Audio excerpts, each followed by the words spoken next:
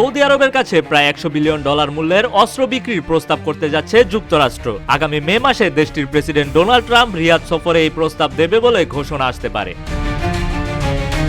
বার্তা সংস্থা রয়টার্স প্রত্যক্ষ সূত্রের বরাত দিয়ে এমন তথ্য জানিয়েছে। এর আগে জো বাইডেন প্রশাসন ইসরায়েলের সঙ্গে সৌদি আরবের সম্পর্ক স্বাভাবিক করতে একটি বৃহৎ চুক্তির অংশ হিসেবে প্রতিরক্ষা চুক্তি করার চেষ্টা করেছিল, যা ব্যর্থ হয়েছিল। ট্রাম্প প্রশাসন এবার আরও বৃহৎ আকারে অস্ত্র বিক্রির প্রস্তাব নিয়ে আরবের দিকে এগোচ্ছে।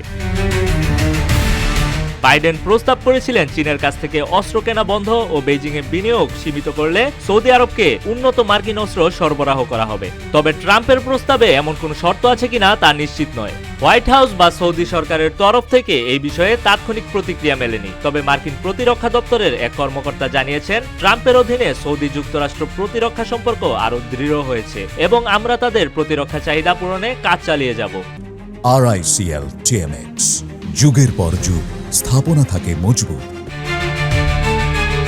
আমেরিকা সৌদি আরবকে C-130 পরিবহন বিমান, রাডার ও ক্ষেপণাস্ত্র সরবরাহ করতে পারে বলে দুইটি সূত্র জানায়। সূত্র আরও জানায়, 2018 সাল থেকেই সৌদি আরব ড্রোন সহ উন্নত যুদ্ধ প্রযুক্তিতে আগ্রহ দেখিয়ে আসছে। গত এক বছরে $20 বিলিয়ন চুক্তি আলোচনায় উঠে এসেছে। ট্রাম্পের সফরে প্রতিরক্ষা সংস্থার শীর্ষ নির্বাহীরা তার প্রতিনিধি দলে থাকতে পারেন বলে জানা গিয়েছে।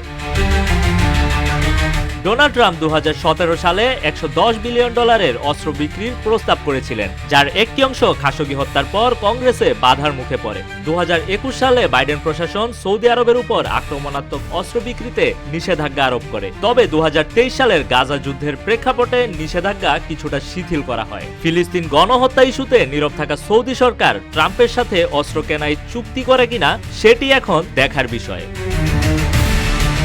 তৌহিদুর রহমান, রূপালী বাংলাদেশ।